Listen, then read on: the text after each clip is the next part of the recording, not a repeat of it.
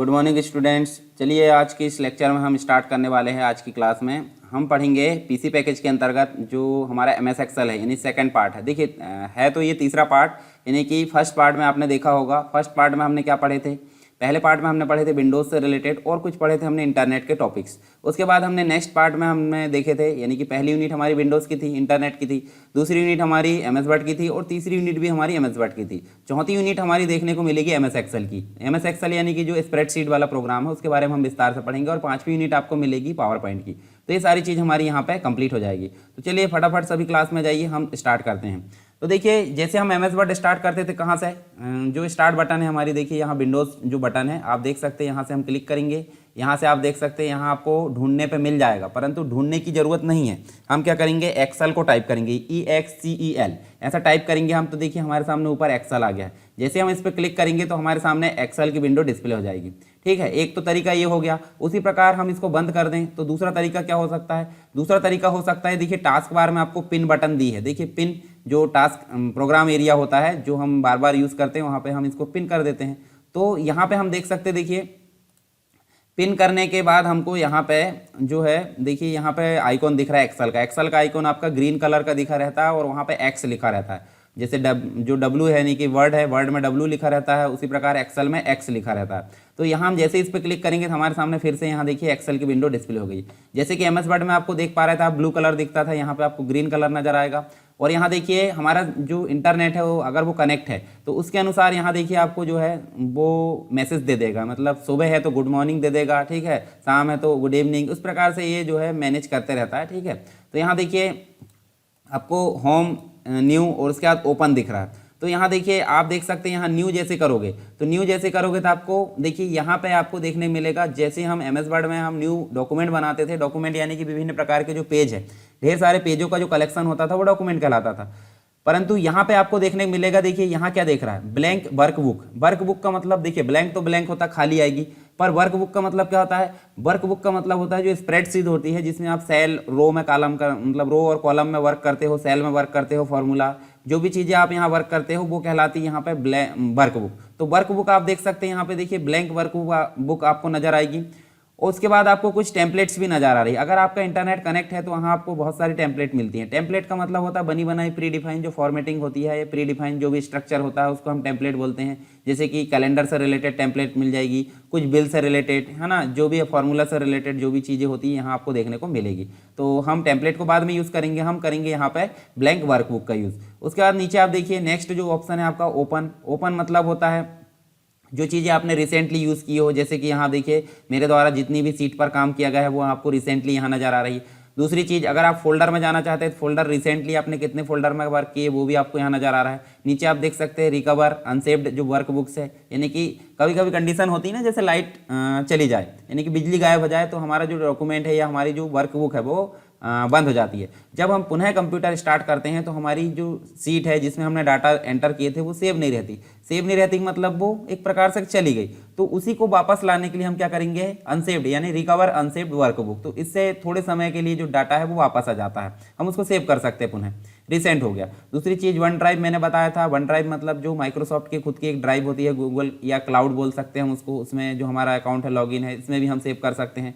PC यानी कि हमारा कंप्यूटर या लैपटॉप में कुछ फोल्डर है उसमें हम सेलेक्ट कर सकते हैं, या फिर हम नया फोल्डर यहाँ से बना सकते हैं। कोई फोल्डर है उसको हम यहाँ सर्च कर सकते हैं, अगर ज़रूरत पड़ी तो डॉक्यूमेंट में जा सकते हैं यहाँ से। कोई नेटवर्क में कनेक्ट है या कोई वन ड्राइव है जो हमारी हमने देखे थे यहाँ से, उसमें भी हम डायरेक्ट जा सकते हैं। ब्राउज में हम पर्टिकुलर कोई फोल्डर है जिसमें हम ओपन कर सकते हैं, जैसे डॉक्यूमेंट डाउनलोड में गए, डॉक्यूमेंट में गए, तो इस प्रकार हम जो है इन फोल्डर्स में जाकर डायरेक्टली कोई सीट को ओपन कर सकते हैं जो वर्कबुक हमारी बनी हुई है। ठीक है, वर्कबुक क्या होता है विस्तार से हम अभी आगे जानेंगे, आप बेसिक चीज़ पर यहाँ पर ध्यान दीजिए पहले। उसके बाद अकाउंट में मैंने बताया था, अकाउंट में आपकी बेसिक इन्फॉर्मेशन रहती है, जो अकाउंट आप लॉगिन करते हो उसके बारे में। नीचे आपको फीडबैक यानी कि माइक्रोसॉफ्ट को आपको फीडबैक देना है, कोई सूचना देना है, वो देख सकते हैं। ऑप्शन में मैंने बताया था, ऑप्शन में आपकी जो भी एमएस एक्सेल है उसकी सेटिंग यहाँ देखने को मिलती है। हालांकि हम इस सेटिंग को छेड़ते नहीं हैं, प्रूफिंग से रिलेटेड जो भी आपकी बेसिक जो सेटिंग होती है उसको कॉन्फ़िगर करने का काम हम यहाँ से करते हैं। तो ये हम देख सकते हैं यहाँ पे आपको जो है एमएस एक्सेल की कुछ बेसिक जो सेटिंग है वो मिल रही है, हम इसमें काम अभी नहीं करेंगे।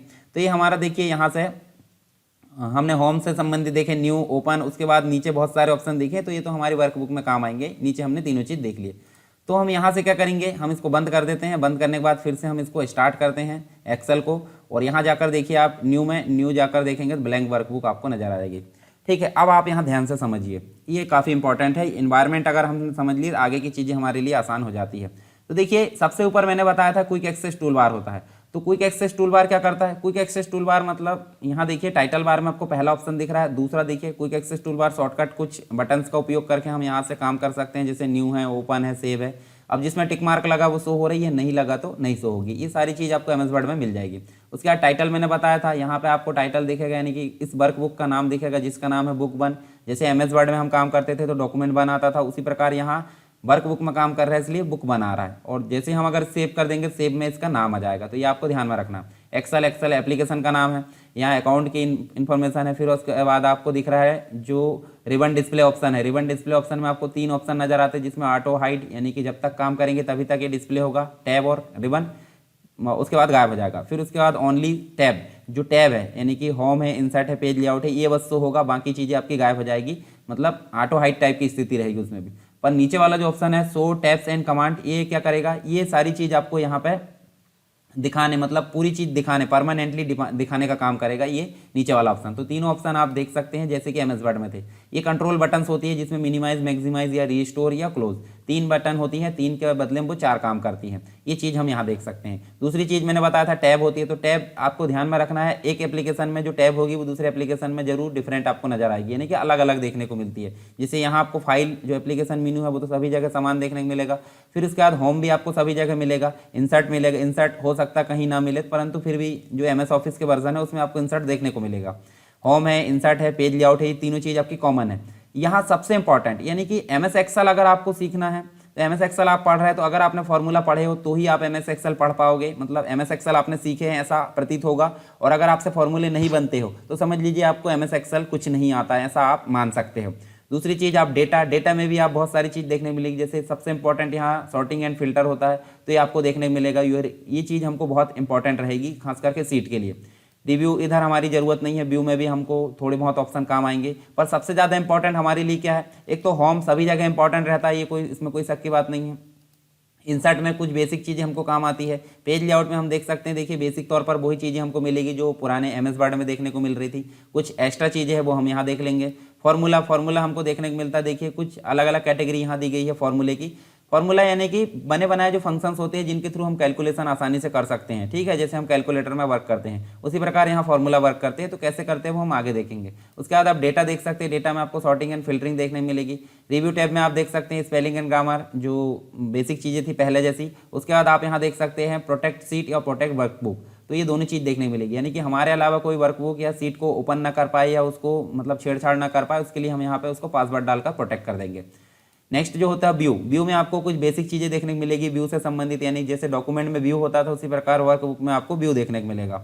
अब यहाँ देख सकते हैं, देखिए कुछ चीज़ें आपको और देखने को मिलेगी, जैसे ग्रिड लाइन है, फॉर्मूला है, हेडिंग्स है, तो ये शो या हाइड कराने का काम करती है। उसके बाद जूम इन के ऑप्शन है, जूम आउट के ऑप्शन, मैक्रो हमारा एमएस वर्ड में ही काम आता है, यहाँ आपको जरूरत नहीं पड़ेगी। कुछ ऑप्शन और होते हैं फ्रीज के, तो ये हमको काम आएंगे। तो यहाँ बेसिक तौर पर हम जो है शुरुआत से एक एक करके यहाँ डिस्क्राइब करेंगे सारी चीज़ें। अभी तो हम जो है इसके बारे में जो है ओवरव्यू ले रहे हैं। फिर ये तो हो गई रिबन, ये हमने देख लिए थे पुराने। उसके बाद आपको एक और जो चीज़ है नई यहाँ देखने को मिलेगी। जैसे देखिए आपको ये दिख रहा है, ये देखिए A1 लिखा है। उसके बाद आप देखिए क्रॉस का निशान, ये देखिए अंडू रिडू जो भी है, फंक्शन का निशान दिख रहा है। उसके बाद एक बॉक्स दिख रहा है। तो ये है क्या, ये है फॉर्मूला बार। फॉर्मूला बार का मतलब होता है, जैसे मान लीजिए हम यहाँ कोई वर्क कर रहे हैं तो उसका सेल एड्रेस यहाँ दिखाएगा। सेल एड्रेस क्या होता है वो हम आगे देखेंगे। अभी कुछ एक्स्ट्रा चीज़ें दिखाएगा यहाँ, फंक्शन यानी कि जो हमने फंक्शन लगाया उसके बारे में यहाँ डिस्क्रिप्शन देगा। और दूसरी चीज़, हम अगर यहाँ कोई कंटेंट ऐड किए हैं, जैसे मान लीजिए मैं SSW ऐड करा हूँ, तो SSW जो ऐड करा हूँ तो अगर कोई फंक्शन है तो फंक्शन यहाँ दिखाएगा, और नहीं है तो यहाँ पे टेक्स्ट दिखाएगा नॉर्मली।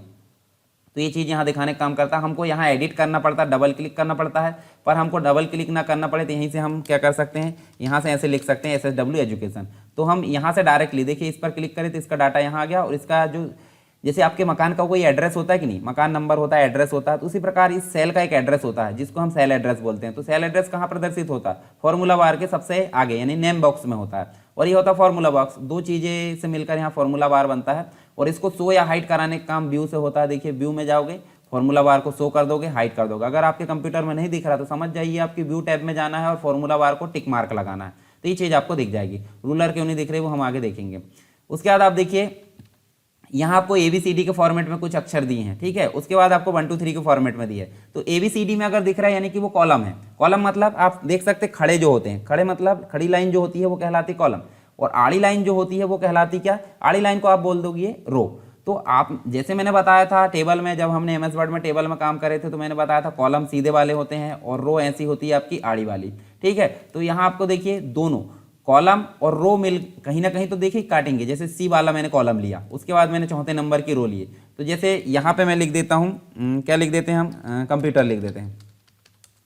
तो यहाँ देखिए कंप्यूटर लिखा कहाँ पे है, C में, C वाले कॉलम में लिखा है, और कौन सी नंबर की रो में लिखा है, चौथे नंबर की। तो आप देख सकते हैं इसका एड्रेस क्या बनेगा, इसका एड्रेस जो होता है कॉलम नेम और रो नेम को मिलाकर बनता है, यानी कि आप बोल सकते हैं C4। तो C4 इसका क्या हो जाएगा, एड्रेस हो जाएगा। तो इसी को एक प्रकार से सेल एड्रेस बोला जाता है। तो कॉलम तो हो गए खड़े जो स्तंभ होते हैं, यानी कॉलम होते हैं जो खड़ी लाइन होती है सीट में। उसके बाद जो आड़ी लाइन होती है, आड़ी लाइन को हम बोल देंगे रो। तो दोनों चीज़ अगर एक जगह काट रहे हैं तो उसको मिलाकर एक चौकोर बॉक्स बनता है, एक देखिए रेक्टेंगल टाइप का। तो यहाँ हम देख सकते हैं उसको क्या बोलेंगे, सेल। और प्रत्येक सेल में हम कुछ डाटा एंटर कर सकते हैं। उस डाटा को एंटर किया गया तो फॉर्मूला बार में दिखेगा, और उस डाटा के मतलब उस सेल का एक एड्रेस होता है जो कि कहाँ जाके दिखता है, नेम बॉक्स में, फॉर्मूला। और सेल एड्रेस कैसे बनता है, सेल एड्रेस कॉलम और रो नेम मिलाकर बनता है, जैसे कि C4। उसी प्रकार अगर मैं यहाँ रख दूं कर्सर तो यहाँ क्या बनेगा, जैसे H है और यहाँ जाकर क्या बन रहा है 4। अगर मैं कर्सर यहाँ रख दूं तो ये F, और उसके बाद कहाँ मिल रहा है जाकर 8 में, तो F8 इसका एड्रेस बन जाएगा। तो आप समझ गए होंगे, ठीक है। आई होप सारी चीज़ें आपको क्लियर हुई होगी सेल एड्रेस से रिलेटेड।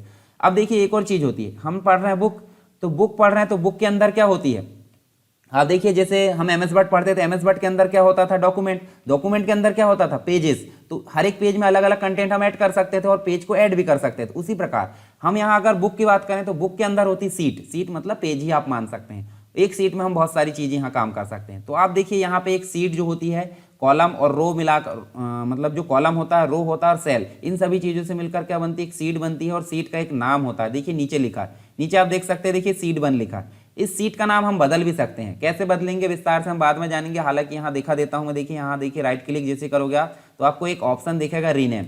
देखिए बदल कर देखे लेते हैं, जैसे हमने DC लिखे तो यहाँ देखिए DC आपको नाम बदलता है। अब प्लस का बटन दिख रहा है, प्लस का बटन दिख रहा है, यानी कि दूसरी सीट आप ऐड कर सकते हैं और उसका नाम भी आप यहाँ से बदल सकते हैं। जैसे मैं मान लो यहाँ पे PGDC, तो दोनों का डाटा। और एक और प्रकार से फिर हम देख सकते हैं, देखिए यहाँ पे हम जो है इसका नाम भी बदल सकते हैं। जैसे रीनेम करें तो यहाँ हम कर सकते हैं BCA। एक और सीट आप ऐड कर सकते हैं प्लस के बटन से, यहाँ कर दीजिए MSc। तो ये देखिए हमको 4 सीट यहाँ नज़र आ रही, चारों में हम अलग अलग काम कर सकते हैं, और हर एक में जो कॉलम है, रो है और सेल है अलग अलग मिलेंगे। तो आप यहाँ ध्यान दीजिए, जैसे अगर मैं बात करूँ कॉलम की तो A से लेकर कहाँ तक जाएगा, A से लेकर मैं बताऊँ तो कंट्रोल के साथ आपको जो एरो की होती है, कीबोर्ड में एरो की आपने देखा होगा, तो 4 एरो की होती है। तो हमको जिस साइड जाना है कंट्रोल के साथ हम उस साइड प्रेस कर देते हैं। जैसे हमको यहाँ जाना कैसे, राइट साइड में, तो कंट्रोल के साथ अगर मैं राइट प्रेस करता हूँ तो सबसे लास्ट कॉलम में पहुँच जाता हूँ। जैसे XFD आपको देख सकते हैं, देखिए अब XFD जो होता है हमको समझ में तो आ नहीं रहा है कि कौन से नंबर का कॉलम है।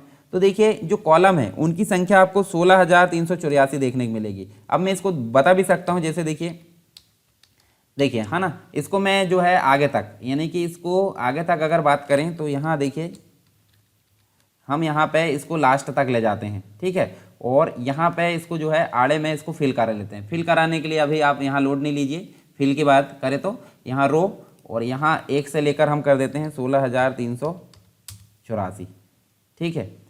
चलिए मैंने पूरा सेलेक्ट नहीं किया था, ये पूरा कंप्लीट में सेलेक्ट कर लेता हूँ और इसको हम फिल कर देते हैं। फिर से इसको कर दीजिए 16,384। तो आप देख सकते हैं जैसे मैंने 1 में क्लिक करा तो, और यहाँ लास्ट में क्लिक करूँगा तो XFD वाला जो कॉलम है वो कितना है 16,384। इसका मतलब आप समझ गए कि जो एक्सेल है, एक्सेल में आपको जो कॉलम है, ठीक है, ये कॉलम में शॉर्ट में लिख देता हूँ, कॉलम की संख्या कितनी हो गई 16,384 देखने को मिली। अब बात करें रो की, तो रो आप देख सकते हैं 1 से लेकर कहाँ दिख रही है, देखिए 1 से लेकर आपको नीचे जाना है तो कंट्रोल के साथ आप डाउन एरो की दबाइए। देखिए यहाँ देखिए 10,48,576 आपको यहाँ नजर आ रही, और मेरे को ऊपर जाना है तो कंट्रोल के साथ आप एरो की दबाएंगे। रो कितनी हो गई, रो आपको देखने को मिलेगी 10,48,576। तो ये आपको ध्यान में रहना चाहिए इतनी चीज़ें। अब आप ध्यान दीजिए, जब मैं बात करूँ रो की तो 16,384, और मतलब सॉरी कॉलम की बात करूँ 16,384, और रो की बात करूँ तो 10,48,576। दोनों को मिलाकर ही सेल बनेंगे ना, तो दोनों को इंटू कर देंगे हम तो सेल की संख्या निकल कर आ जाएगी। अब दोनों को इंटू कैसे करेंगे, अभी मैं नॉर्मली इक्वल लगा के यहाँ फॉर्मूला लगाना बताता हूँ आपको। इक्वल लगाए और इस सेल का एड्रेस लिखना है। इस सेल का एड्रेस क्या है, D4 लिखा है। D4 लिखा है, स्टार बटन दबाना है। स्टार मतलब जो कीबोर्ड में स्टार बटन होती है, एस्ट्रिक की निशान जिसे बोलते हैं, शिफ्ट के साथ 8। दूसरा जो सेल एड्रेस है वो कौन सा है, D के साथ 5, तो D5 आपको लिखना। दोनों देखिए इक्वल लगा के हमने D4 इंटू D5 लिखे, एंटर करें तो सेल एड्रेस हमको निकल कर आया। देखिए 171798698184। तो इस प्रकार आप इसको देखिए 17 दो बार आ गया और लास्ट में 4 जो 84 है वो उठाकर ले आइए, तो आपको सेल यहाँ पे देखने को मिलेंगे सेल। तो इतनी चीज़ मिलाकर मतलब ये चीज़ कंप्लीट आपको एक सीट में देखने को मिलेगी। अगर यहाँ पे देखिए मर्ज कर देते हैं हम, सब चीज़ें सिखाऊंगा मैं एक एक करके आपको बेसिक तौर पर।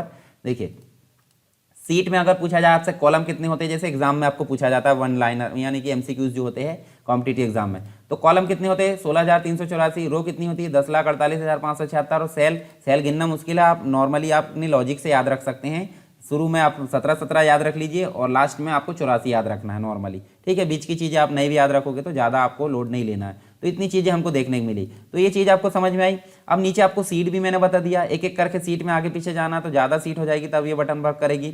स्क्रॉल बटन आपको पता ही है, ठीक है। स्क्रॉल बटन में आप देखिए इस प्रकार से ऐसे मूव कर सकते हैं, और ऊपर वाली जो स्क्रॉल बटन मतलब जो वर्टिकल है वो उसमें भी आप ऐसे काम कर सकते हैं। तो ये हो गया सीट वाली जो जगह है वो हमने देख ली। स्टेटस बार भी देख ली। स्टेटस बार में आपको कुछ ऑप्शन दिख रहा है, जैसे कि पेज नॉर्मल है, उसके बाद आप पेज लेआउट देख सकते हैं, उसके बाद आप पेज ब्रेक देख सकते हैं और जूम कंट्रोल देख सकते हैं, प्लस की बटन। अच्छा यहाँ ध्यान रखना है, यहाँ आपको मिनिमम जो रेंज है, देखिए MS वर्ड में आपको 10% से 500 तक देखने को मिलती थी जूम, और यहाँ आपको जो है जूम देखने को मिलेगी 400 तक। याद रखना है वहाँ 500 तक और यहाँ 400 तक देखने को मिलेगी। दोनों चीज़ आप यहाँ कंफ्यूज नहीं होना, ठीक है। जो नॉर्मल होता है वो 100% होता है, ये आपको ध्यान में रखना है हम जिसमें काम करते हैं। उसके बाद हम कंट्रोल के साथ जो स्क्रॉल है, स्क्रॉल बटन माउस की घुमाकर आगे पीछे इसको करेंगे तो सीट हमारी जूम इन और जूम आउट होगी, ठीक है। तो ये बेसिक तौर पर हम देख सकते हैं, यहाँ पे हमको देखने को मिलता है। तो यहाँ देखिए हमने जो है कुछ बेसिक जानकारी देखे हैं सीट के बारे में। चलिए मैं बेसिक चीज़ें और बता देता हूँ आपको इसमें। चलिए यहाँ देखिए, यहाँ हम इसको डिलीट कर देते हैं, डिलीट ना भी करो, चलिए नोट कर लेना आप। मैं यहाँ एक्सेल में आपको कुछ चीज़ें दिखाता हूँ। चलिए यहाँ मैं जो है आपको जो नोट्स है, नोट्स में दिखाता हूँ, जो हमारा एक प्रकार से जो 4th यूनिट है MS वर्ड मतलब जो PC पैकेज की, तो उसके बारे में हम यहाँ पे देखने वाले हैं। चलिए देखिए 4th यूनिट में आपको एक्सेल में क्या क्या पढ़ना है वो हम यहाँ देख लेते हैं। जैसे देखिए यहाँ आप देख सकते हैं एक्सेल में आपको देखना है, जैसे MS एक्सेल है, स्प्रेडशीट क्या होता है, स्प्रेडशीट जैसे कि जो सीट होती है उसके बेसिक फीचर्स देखना है, ठीक है, जो कि हम अभी आगे देखेंगे विस्तार से। कॉन्सेप्ट वर्कबुक क्या होती है, वर्कशीट क्या होती है, जो बेसिक तौर पर हमने देखे हैं। स्टार्ट कैसे करते हैं MS वर्ड को, उसके बाद न्यू वर्कशीट कैसे बनाते हैं, विजार्ड के थ्रू कैसे बनाते हैं, ठीक है। वेरियस डेटा टाइप देखना है। डेटा टाइप मतलब क्या होता है, जैसे मान लीजिए आपको किसी सीट में टेक्स्ट इंटर करना है, कोई डेटा इंटर करना है, डेटा का प्रकार क्या होता है, जैसे टाइम इंटर करना है, उसके बाद आप देख सकते हैं डेट एंटर करना है, या इसके अलावा आप देख सकते हैं बहुत सारी चीज़ होती है, ठीक है। कोई और डेटा पिक्चर के फॉर्मेट में, कोई सेव के फॉर्मेट में, बहुत सारी चीज़ होती है, तो वो एक प्रकार से डेटा टाइप कहलाते हैं। डेटा के प्रकार को डेटा टाइप बोला जाता है। सेल को कैसे सेलेक्ट करते हैं, नॉर्मली क्लिक करके एंटर और एडिट कैसे करते हैं डेटा को, उसके बाद एंटरिंग एंड एडिटिंग नंबर्स। इसके अलावा आप देख सकते हैं रिमूव और रिसाइजिंग जो कॉलम है उसको कैसे मेंटेन करते हैं, तो सारी चीज़ हम देखेंगे। उसके बाद डेटा को एंटर मतलब जो डेटा है या सेल है, जो सेल है, सेल में जो फॉर्मूला है, फॉर्मूला या फिर हम बोल सकते हैं फंक्शन, उसको कैसे एंटर करना है, उसको कैसे एडिट करना है, वो भी हम देखेंगे विस्तार से। सेल का रेफरेंस क्या होता है, रेफरेंसिंग सेल, सेल की रेफरेंसिंग कैसे करते हैं, जैसे हमने इक्वल लगाए थे और D4 प्लस D5 लिखे थे इस प्रकार से, तो ये सेल का रेफरेंस होता है, ये सेल का एड्रेस होता है। उसके बाद सेल को मूव और कॉपी कैसे करते हैं वो हम देखेंगे। सॉर्टिंग मतलब सेल में जो डेटा भरा है उसको क्रम अनुसार कैसे जमाना है और उल्टे क्रम में कैसे जमाना। रो को कैसे इंसर्ट करते हैं, कॉलम को कैसे इंसर्ट करते हैं, सेल को कैसे इंसर्ट करते हैं, सारी चीज़ हम देखेंगे। यानी कि दूसरा हमको सेल लाना, जैसे टेबल में हमने देखे थे, रो लाना देखे थे, कॉलम लाना देखे थे और सेल लाना देखे थे, तो यहाँ पे भी हम उसको देखेंगे। कोई पार्ट है वर्कशीट का, उसको डिलीट करना है, उसको क्लियर करना है, और उसके बाद अलग अलग प्रकार के डिफरेंट व्यू होते हैं, पेज ब्रेक व्यू होते हैं, नॉर्मल व्यू होता है, तो ये हम सारी चीज़ यहाँ पे देखेंगे। फिर फॉर्मेटिंग से रिलेटेड बहुत सारी चीज़ होती है सीट की, तो पेज सेटअप, फॉर्मेटिंग मतलब जो सेल की फॉर्मेटिंग है, उसके बाद कॉलम की रो और जो मतलब जो कॉलम है और रो है उसकी हाइट और विड्थ कैसे चेंज करते हैं, ऑटो फॉर्मेटिंग ऑप्शन क्या होता है, जो चेंजिंग फॉन्ट साइज मतलब जो फॉन्ट है फॉर्मेटिंग है उससे रिलेटेड चीज़ें पढ़ेंगे। उसके बाद जनरेटिंग टेक्स्ट अक्रॉस कॉलम, जो कॉलम है और उसमें जो टेक्स्ट है उसके अनुसार हम वर्क करना देखेंगे। बॉर्डर में कैसे काम करते हैं, रो और कॉलम को कैसे हाइड करते हैं, डेटा रेंज में वर्क कैसे करते हैं, ठीक है, ये हम सारी चीज़ देखेंगे। कॉलम को फ्रीज कैसे करते हैं, यानी कि ये सीट बनी हुई आपकी, ये कॉलम अगर फ्रीज हो गया है तो हम कितने भी स्क्रॉल करेंगे तो ये कॉलम अपनी जगह से हटेगा नहीं, इसको बोला जाता है कॉलम फ्रीजिंग। और रो भी फ्रीज कर सकते हैं इस प्रकार। लेवल क्या होता है, हाइड, स्प्लिटिंग, मर्ज सेल, ये सारी चीज़ जैसे मैंने अभी सीट लिखा था। चार्ट, जैसे कि एमएस वर्ड में हमने काम करे थे चार्ट के बारे में, तो यहाँ पे भी चार्ट होता है, यानी कि एक प्रकार से जो डेटा होता है, डेटा को हम बोलें ग्राफिकल वे में प्रदर्शित करने की जो प्रोसेस है, उसको चित्र के रूप में दर्शाने की जो प्रोसेस है उसको हम चार्ट बोलते हैं। चार्ट के संबंध में विभिन्न प्रकार की चीज़ें, जैसे कि चार्ट पार्ट एंड टर्मिनोलॉजी के बारे में, चार्ट का विजार्ट कैसे उसको बनाते हैं, different types of chart, chart के प्रकार देखना है, प्रिंट कैसे करते हैं, डिलीट कैसे करते हैं, लिंक कैसे करते हैं, ठीक है, सारी चीज़ देखेंगे। उसके अलावा विभिन्न वेरियस ऑप्शन देखेंगे प्रिंटिंग के, वर्कबुक कैसे प्रिंट करते हैं। तो ये सारी चीज़ हमारी यहाँ पर कंप्लीट हो जाती है किसके संबंध में, एक्सेल के संबंध में। कुछ बेसिक चीज़ें और देख लेते हैं, यानी कि देखिए हमारा जो सिलेबस है उसमें एमएस एक्सेल आपको 2013 देखने को मिलेगा। हालांकि मैं अगर बताऊं तो यहाँ देखिए आपको 2016 जो देखने को मिलता है वो सेम एस 13 के जैसे देखने को मिलता है, पर कुछ ऑप्शन आपके एडवांस देखने को मिलेंगे। फिर उसके बाद आपको 2019, जिसको हम अभी पढ़ते हैं एडवांस लेवल का, अब मैं एडवांस लेवल पढ़ा दूंगा तो आपका देखिए 2013 ऑलरेडी कंप्लीट हो जाएगा और कुछ नए ऑप्शन भी आपको जानने को मिलेंगे, ताकि आपको भविष्य में किसी प्रकार से अलग से जो 2019 को सीखने की जरूरत ना पड़े। तो यहाँ देखिए एमएस एक्सेल 2013 के बारे में। एक्सेल क्या है, तो एक्सेल एक प्रकार से जो डेटा है उसको स्टोर करना, व्यवस्थित करना और उसको विश्लेषण है, उसका एनालिसिस करने का काम करता है। तो इसमें हम विभिन्न प्रकार की चीज़ें रख सकते हैं, जैसे सैलरी शीट बना सकते हैं, कोई बजट मेंटेन कर सकते हैं, अपना जो महीने का जो भी चीज़ें होती है, कोई अटेंडेंस शीट मेंटेन करना, स्कूल की बात करें, कॉलेज की बात करें तो वहाँ अटेंडेंस शीट मेंटेन होती है।